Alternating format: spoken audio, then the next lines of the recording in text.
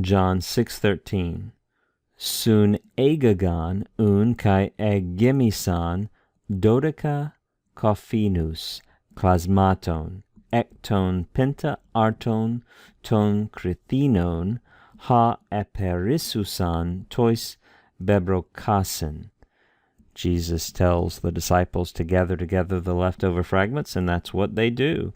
We read, so they gathered up, right? This is just a second aorist, right? Second aorist, active, indicative, third person plural from sunago, the verb sunago, to gather, or in this case, to gather up, right? So they gathered up and filled, that's from gemidzo, again, an aorist, third person plural, and they filled 12 baskets with fragments, right? There's the genitive of content with which the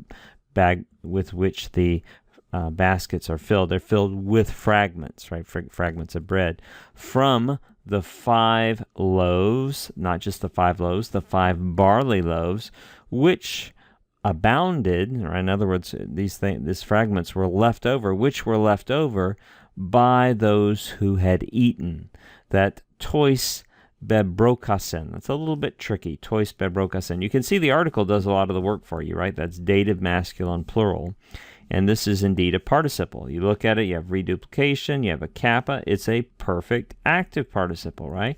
But the lexical form may not be that familiar to you. It's the verb bibrosko, right? Bibrosko, which means to eat.